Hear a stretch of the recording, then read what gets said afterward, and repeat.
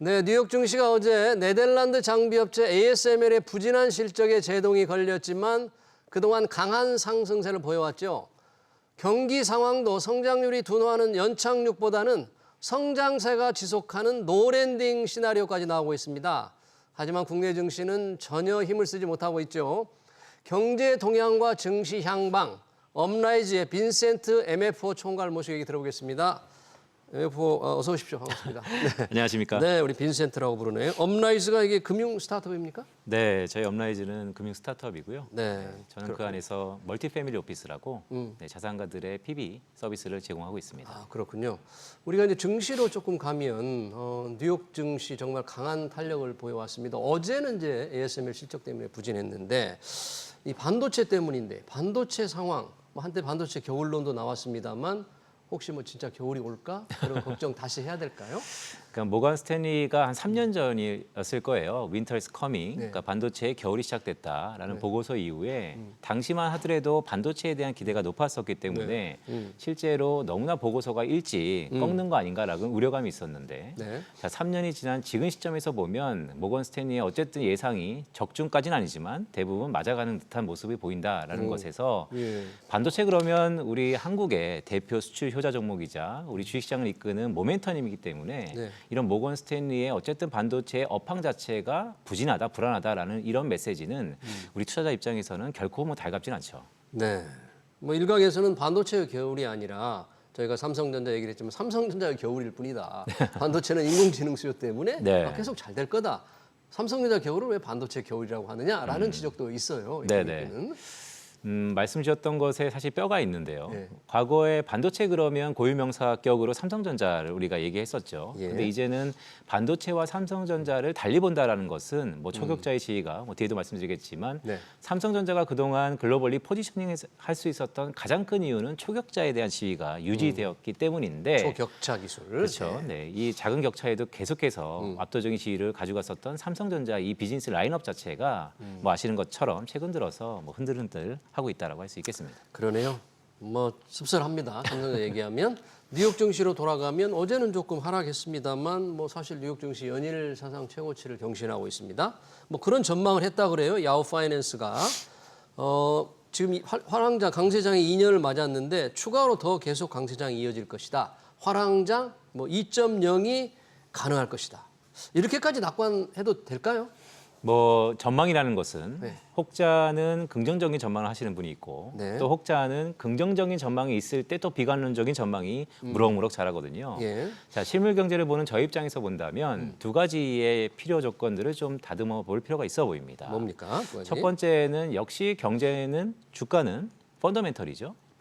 네, 미국 경제가 과연 튼튼한가? 튼튼한가? 네, 현재까지 나오는 경제 지표를 놓고 본다면 2분기에 미국 경제가 네. 그 수많은 악재에도 불구하고 3% 가까이 성장하고 있지 않습니까? 3% 그렇죠. 네, 그렇다면 뭐 가히 이건 한국의 성장률을 뛰어넘는 성장세다라는 의미에서 특히나 미국 경제 중에서 67%를 차지하는 소비 경제가 탄탄하네요. 네. 그렇다면 미국 경제는 펀더멘털상은 큰 이견은 없는 것 같다. 펀더멘털상. 네, 그렇다면 앞에 말씀드렸던 뭐 긍정적인 시각에 좀 더 동조할 수 있는 얘기인 네. 것이죠. 펀더멘털만 보면 네. 그 긍정적인 시각에 공감할 수가 있고요. 맞습니다. 두 번째는요. 자, 두 번째는 주식시장은 이 주가의 어닝에 대한 프락시인 것처럼 기업의 실적이 매우 좀 중요하지 않습니까? 네. 자, 엊그저께 미국의 투자 금융회사들의 실적이 매우 호조세를 나타냈었거든요. 뭐 JP 모건을 비롯해서 상당 부분 3분기, 4분기에도 은행권의 수익을 놓고 보니까 미국 경제가 튼튼한 것 같다.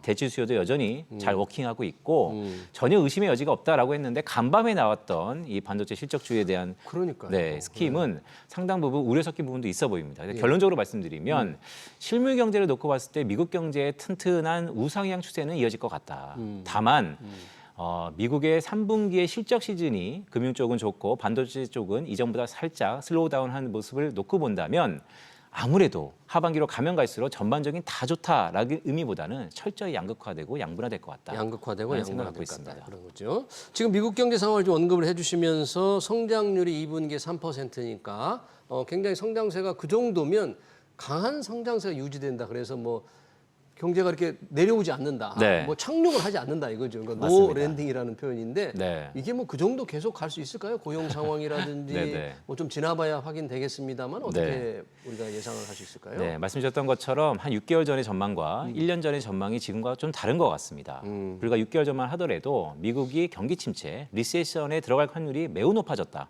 왜냐하면 뭐 장단기 금리차 역전이라든지 예. 지금의 GDP 성장률 자체가 1% 중후반에 그칠 것이다라는 전망이 많았기 때문에 네. 하지만 지금 시점에서 보면 모두에 말씀드렸던 것처럼 미국은 소비 경제거든요. 네. 근데 소비는 또 소득의 함수입니다. 소득을 구성하는 가장 근간이 되는 것이 미국의 고용 지표인데 고용 지표가 이건 역대 최대급으로 더 이상 좋을 수 없을 만큼 탄탄하다는 의미에서 미국 경제는 하반기에도 지금의 추세가 이어질 수 있을 것 같다. 그래서 자 그렇다면 이퀄 노 랜딩이냐? 예. 노 랜딩이라는 의미를 놓고 미국 경제를 다시 보면 예. 자칫 그럼 최근에 9월 달에 미국은 또 왜 B컷을 한 거지? 왜 비컷을 했느냐? 네, 노 이렇게 랜딩이라는데. 경제가 좋은데 그러니까 뭔가 약간 우리가 못 보고 있는 것이 있지 않을까라는 그래요. 우려스럽게 부분이 있는 것이죠. 그래서 저는 기본적으로 이런 생각을 좀 갖고 있습니다. 랜딩은 랜딩인데요. 뭐 소프트 랜딩이냐 하드 랜딩이냐를 떠나서 이전보다는 눈높이가 조금 완만해지는 랜딩 정도의 2025년을 좀 대비해야 되지 않을까라는 생각 갖고 있습니다. 네, 그러네요. 이게 경제 상황이 계속 상승세를 유지하는 뭐 노랜딩이라면 지난 9월 연준이 0.5%포인트 금리를 낮춘 이유가 뭘까? 약간 그게 갸웃하는데 그러면 빅컷을 한 이후 이제 연준이 또 금리를 11월, 12월 연준 회의가 있죠. 두 차례. 맞습니다. 뭐 11월에 금리를 안 낮출 것이다. 뭐 이런 전망까지 나온다는데 네네. 혹시 일반적인 컨센서스는 뭡니까? 참 저도 페드 와처의 한 사람으로서 매번 여러 자리에서 미국이 금리를 낮출 겁니다. 언제 낮출 겁니다. 몇 번 낮출 겁니다. 네. 여러 가지 얘기를 하지만 그때그때 전망이 좀 달라지는 것은 사실입니다. 예. 그만큼 변수가 많다라는 것인데요. 예. 그래도 기준점이 있습니다. 연준은 그러니까 미국의 중앙은행은 분기에 한 번씩 점도표, 다플렛이라는 것을 통해서 우리가 앞으로 이렇게 기준금리 인하와 인상폭을 가져갈 거다라고 시사하는 바로미터가 있거든요. 예. 그런 의미에서 가장 최근에 점도표가 9월달 점도표였습니다. 올해 남은 9월달 점도표를 비춰서 놓고 보면 앞으로 50bp, 즉 25 베이스 포인트처럼 두 차례 금리 인하가 가능할 것이다라고 하는 것이 연준의 얘기고요. 예. 그러니까 연준의 주장인 것이죠. 자, 시장은 어떠냐? 시장은? 자, 금융시장이 그걸 얼마나 받아들이는지에 따라서 주가와 경제가 달라질 텐데 네. 오기 오기 전에 간밤에 미국의 금리 선물 시장, CME 금리 선물 시장에서의 11월 달 기준금리 인하의 확률을 보니까 예. 25bp 금리 인하한다가 압도적으로 높습니다. 0.25%포인트 네. 인하할 확률이 압도적으로 높아요. 네, 거의 한 92.3%까지 올라갔더라고요. 오. 그리고 12월 달에도 금리를 낮출 것이다. 25bp. 자, 이것이 어떤 느낌이냐면 예. 불과 한 2주 전만 하더라도 음. 11월 달에 50bp 낮출 것이다. 라는 것이 높았다가 2주 사이에 낮추긴 낮추는데 25bp 낮출 것이다라고 약간의 인하폭이 경감된 것이죠. 네. 자, 그렇다면 2주 뒤에는 지금같이 흐름이라면 동결할 가능성도 높다라는 것이 시장의 심리일 것 같다라는 생각도 있습니다. 그러네요. 그런 가능성도 나올 수 있다. 지금은 11월, 12월 0.25%포인트 두 번 낮출 거라는 게 일반적인 전망이다. 그런 얘기죠. 맞습니다. 뭔가 이제 경기 둔화가 조금씩 느껴지는 그런 네. 통계들이 확인되면 과연 어떻게 결정을 될지 지켜봐야 되겠네요. 여튼 뭐 미국은 그렇게 경제 상황이 좋으니까 시장이 강한데 우리 증시는 참 힘을 못 쓰고 있습니다. 특히 삼성전자 저희가 이제 삼성전자 위기론도 좀 토론을 했습니다만은 여러 가지 면에서 위기를 사면 초과다 위기다 하는데 주가가 뭐 6만 원 지금 턱걸이하기도 굉장히 힘겨워 보입니다. 네. 어떻게 좀 반등의 기미가 좀 안 보입니까? 우리가 너무 삼성전자 실적 전망을 너무 비관하고 있는 겁니까? 어떻게 봐야 될까요? 흔히 보이지 않는 손이라는 게 있죠. 예. 미스터 마켓은 항상 현명하다라는 게 투자의 격언 중에 하나입니다. 네. 많은 전문가들이 자기의 바이어스를 갖고 지금의 오버밸류에이션 되고 있다, 아니면 언더밸류에이션 되고 있다. 주가에 대해서 상당히 높고 낮음에 대해서 얘기는 하지만 실제 가격이라는 것은 그 모든 정보들을 다 함축한 결과물이거든요. 그런 의미에서 보면 현재의 삼성전자 주가가 지금의 삼성전자의 글로벌리 포지셔닝을 어느 정도 대변하지 않는가라는 생각을 갖고 있고요. 예. 앵커님 말씀 주셨던 것처럼 더 중요한 것은 이런 것이죠. 도대체 유독 아시아 국가들 중에서 한국의 코스닥은 물론이고 코스피조차도 왜 이렇게 뒷걸음질 치는 것인가. 예, 한국만 왜 그러냐 대체 저는 그 이유를 실물 경제에서 좀 찾고 있는데요. 우리 경제 상황에서. 네, 물론 유동성도 중요하고 대외적인 변수도 매우 중요합니다. 예. 하지만 미국 경제가 모두에 우리 3% 성장한다고 얘기했는데 네. 우리 한국 경제 한 5배에서 10배가 아니라 높은 많은 규모의 경제 규모를 갖고 있는 미국 경제가 3% 성장하고 있는 이 시점에서 한국 경제에는 그 그의 절반도 못하는 성장세를 이루고 가고 있거든요. 그렇다면 결국 그 국가의 자산 가격은 그 국가의 경제 펀더멘털을 추정한다라는 의미에서 예. 한국 경제의 펀더멘털에 대한 비교 우위가 상당 부분 낮아지지 않나 네. 보고 있습니다. 그러네요. 덩치 큰 미국은 그렇게 빨리 달리는데 조그마한 우리나라 이렇게 빨리 달리지 못하니까 당연히 주가에 반영이 되는데 그렇게 경제 상황이 안 좋은 거는 수출에 좀 걱정이 많기 때문인가요? 지금 수출이 잘 되고 있는데 네. 이 수출에 혹시 이 좀 벽에 부닥치는 거 아닌가? 이런 네. 걱정인가요? 뭐 통계적으로 좀 말씀드리면요, 기저라는 게 있습니다. 작년에 높았으면 올해는 동일한 현상에서 세트리스 페리부스 한다면 올해는 낮았겠죠. 예. 자, 기저 효과를 감안하면 앞으로 수출의 증가세는 좀 더 둔화될 개연성이 높습니다. 기저를 놓고 본다면, 자 그렇다면 절대치는 어떠냐라고 보면 아직까지 수출은 탄탄합니다. 현재는요? 네, 한국 수출은 또 특이하게 캘린더 데이로 매월 1일 날 또 발표되는 지표이기도 하고. 글로벌리 한국의 주력 수출 품목이 중간재 성격이 높거든요. 그렇다면 글로벌 경기에 매우 민감한 수출 품목들을 보이고 있습니다. 즉 글로벌 경기 전망이 한국 수출의 미래입니다. 네. 그런 의미에서 보면 우리 모두의 미국 경제도 얘기했지만 경제가 리세션에 들어가지 않는다라는 큰 방점을 놓고 한국 경제를 본다면 한국 수출은 앞으로 괜찮을 겁니다. 하지만 주가는 좀 다른 얘기입니다. 왜냐하면 예. 주가는 레벨이 아닌 탄력성, 즉 속도에 반응을 하거든요. 증가율이 높아지느냐 좀 둔화되느냐. 맞습니다. 이게. 네, 그런 의미에서 한국 경제의 미래에 대한 수출에 대한 큰 의구심은 없지만 다만 이 속도에 민감한 주가 측면에서 보면 지금보다는 좀 더 자신감이 결여된 것도 사실이다라고 보고 있습니다. 연준 얘기를 했습니다만 우리 금통위도 지난 11일 0.25%포인트 금리를 낮췄죠. 기준금리를. 그러면 우리는 연준은 앞으로 두 차례 0.25%포인트 낮출 거라고 예상이 되는데 우리는 연내 추가 금리 인하 조금 가능할까요? 어렵다는 전망도 나오고 있어요. 네, 일단 개인적인 소견부터 좀 말씀드리면요. 연내 동결 가능성이 좀 높아 보입니다. 높아 보여요. 네, 그런데 언제든 바뀔 수 있습니다. 네. 왜냐하면 충격 반응이라고 할까요? 네. 미국이 어떻게 반응하느냐에 따라서 한국은 뒤따라갈 수밖에 없는 상황이기 때문에 그런데 이번에 금리 인하가요. 한국의 얘기입니다. 네. 38개월 만에 첫 피보팅입니다. 38개월 만에요. 네, 그러니까 상당히 좀 오랜 기간 동안 지금의 긴축의 스탠스를 이어갔다라는 것인데요. 네. 문제는 어떠한 국면이 좀 오래되면요. 항상 부작용이라는 게 있습니다. 고금리 통화 긴축의 부작용이 있다는 맞습니다. 얘기죠? 그러니까 저금리도 부작용이 있는 것처럼 고금리도 부작용이 있거든요. 예. 자, 그런 부작용은 시간이 많이 지난 다음에 우리가 실제 느낄 수 있는 상황입니다. 예. 자, 한국은행 물론 한국은행 입장도 대부분 이해를 합니다. 그 어려운 자리에서 막중한 책임을 갖고 쉽사리 결정하기 어려운 국면이었는데 그래도 시기적으로 네. 타이밍상은 좀 아쉬운 결정이었다. 왜 그러냐면 예. 왜 그러냐면 예. 제가 한국 경제를 쭉 본 지가 한 15년 정도 되는데 네.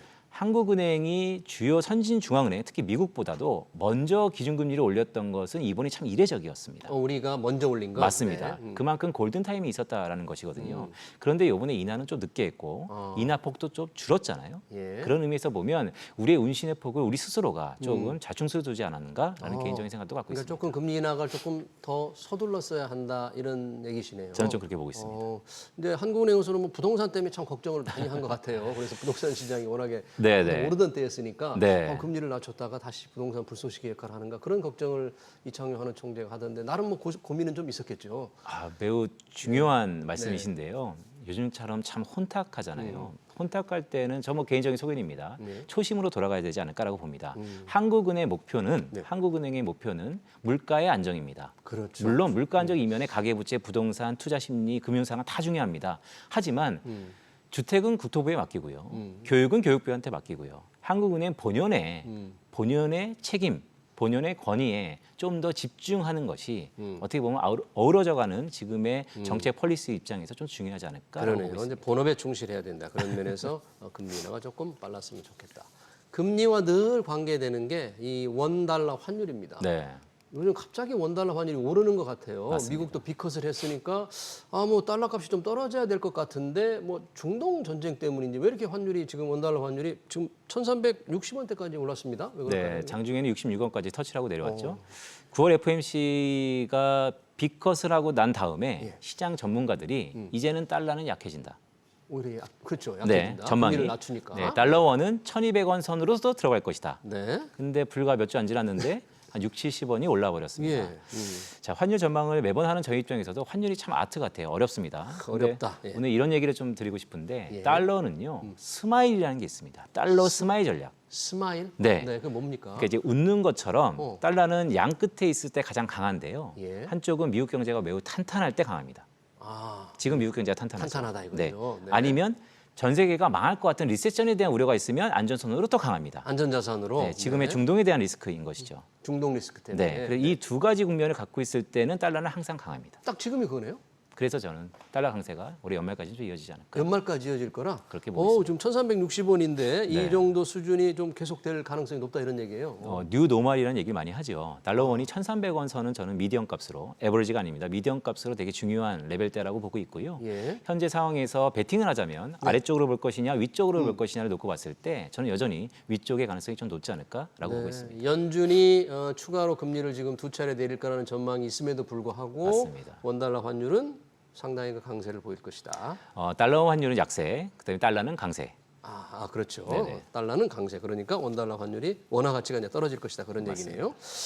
결국은 미국 경제에 또 원달러 환율이 민감하게 이제 달러 가치가 반응을 하는데 우리 미국 경기가 9월에 소매 판매가 곧 경제 지표가 나옵니다. 네. 그리고 유럽 중앙은행 ECB도 이제 금리 결정이 있는데 이런 것들이 좀 환율에 어떤 영향을 미칠 것으로 보십니까?